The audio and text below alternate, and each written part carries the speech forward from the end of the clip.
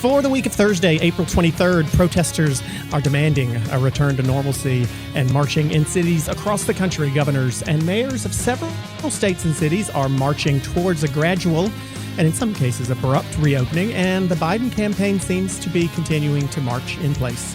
Our guests in quarantine from New York, suburban Maryland, and Raleigh, North Carolina will help us figure out if there's really any benefit to having low gas prices if we can't even go anywhere, and maybe even answer the question, how the heck are we going to get along? Hey, I'm Clay Aiken. This is Politicon's How the Heck Are We Going to Get Along? Our panel this week is as illustrious as always, host of TYT Politics and producer for the Young Turks. Emma Vigeland is with us. Professor at Morgan State University, political contributor for MSNBC, and writer at thegriot.com, Dr. Jason Johnson is with us. Political analyst, former Lieutenant Governor of Maryland and former RNC Chairman Michael Steele, and conservative commentator, co-host of PBS's In Principle, and columnist for Die Weltwoche, Amy Holmes is with us. How was my high school German, Amy? Was it okay? That was great. I'm impressed. Well, thank you.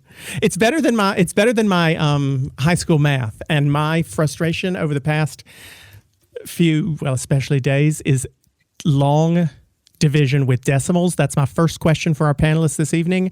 If there's any way that any of you can help me with long division with decimals so I can help my 11-year-old, that would be ideal. Yes. This homeschooling thing is killing me. Calculator.com.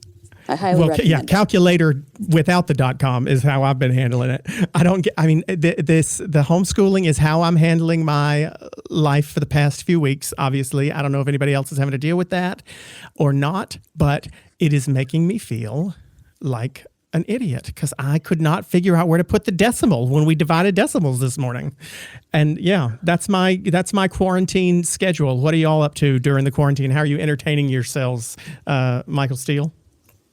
I got through the Tiger King in about a few hours, so that started off the roll. Congratulations. That was amazing. I sat down and I had a drink for the first episode. When I started the second episode, I brought the whole bottle into the room. I was like, were you so at the end? Yeah, all the way through. I just sat there, and Nick, by the time I was done, I was 2 bottles into it. I was just like, okay, I'm committed now. So you were probably able to understand him. I think you have to be a little bit drunk to understand him. Right. Either that or on crystal meth. I was going to say, do we all agree that Carol killed her husband and fed him to her tiger? Yes, exactly. Carol did. That's the only thing we can all agree upon. We can agree on that. Unfortunately for Carol, given that we are all in quarantine, and I think probably every person in the country has watched that documentary at this point, she will never find an unbiased jury. I mean, she's going to jail. Exactly. She's out. Luckily for her, we'll never find her husband. All I know, folks, is I haven't been right since. So I try to recalibrate by watching the coronavirus press rallies every day between 5 and 7. So that's what I'm doing. That decompresses you from this? Please, you got to be kidding. It took me days to recover from Tiger King. I was obsessed. Emma, have you seen it? I have. So I'm obsessive about it as well. And my controversial hot take is that Carol Baskin, she killed her husband. We all agree. Yeah. But she might be the best person of the bad, terrible people featured in that documentary. The main characters, right? I liked that one armed gal. I thought she was. I'd be in a foxhole. Oh, Saf? Totally. Well, remember, Saf is now a man. Saf is now a man, so she's not a gal anymore. She transitioned. Okay, so yes. He was wonderful, but I mean, of the main Tiger trainers, Doc Antle is a terrible guy. Joe is just charismatic, not a good guy. Carol at least did a little bit good for the Tigers, but, again, likely murderer. Yes. You've seen it too, Jason. What are you? But so we're all done with it. What else have you been doing to occupy your time while you're stuck inside? So I'm doing that classic thing where it's like, wow, I have all this time that I didn't think I'd have before. So I've been doing that whole let me finish the book proposal that my editor's been screaming about. I'm also still teaching classes. I'm faculty at Morgan State. All of our classes have been online. you miss your kids. I don't have any children of my own, but you miss your students. Literally, we had class last night. I have a small class of 6 students, 2 are roommates. And just because I missed them so much, I bought pizza for my entire class, regardless of where they were in the country. We had a pizza party during class over Google Hangout. Like that's... I mean, we're all doing things we never thought we'd do before. I predicted, Yes. and I, like Michael, I am usually wrong. You say, Michael, you are, but I'm always wrong.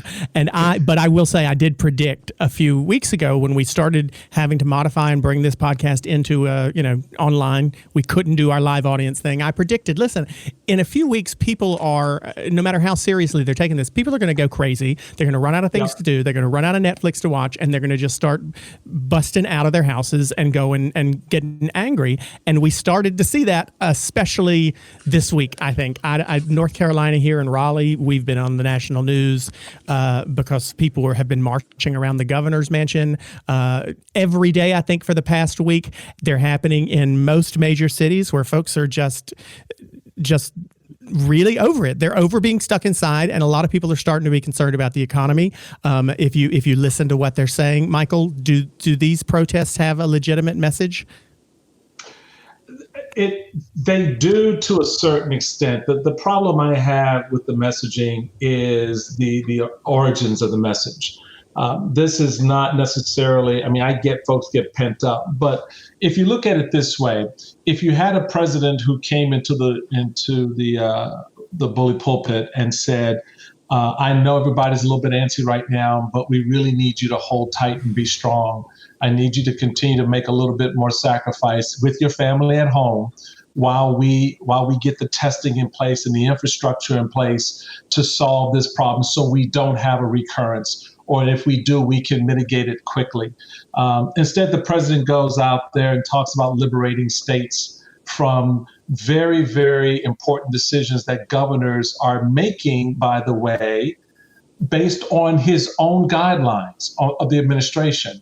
So for me, the frustration that has grown into anger around these protests has very little to do with the people who are protesting and more to do with the leadership that has begged it to happen and egged it on, as opposed to stepping in and saying something very different than what we have. To sit there and go, oh yeah, there are a lot of flags out there and people want to get back to work. They can go back to work when it's safe to go back to work. Our economy is taking the hit.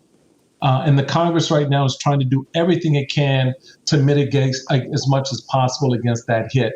But as we pull in one direction, I feel the administration pulls in a different direction at the same time. And that just stirs a lot more frustrations among the American people who otherwise would probably not be as restless about getting back to work and getting back out to bars and strip clubs and tattoo parlors. So now we know what you've been antsy about. Right. Where's strip clubs come from? Right. Hey, I'm Clay Aiken. To hear the full episode, subscribe to This Politicon podcast on the iHeartRadio app, Apple Podcasts, Spotify, Stitcher, Google Podcasts, or wherever you listen to pods. Please subscribe, rate, and review the show. Go to Politicon.com, follow @Politicon on social media, and listen to a new pod episode of How the Heck every Thursday.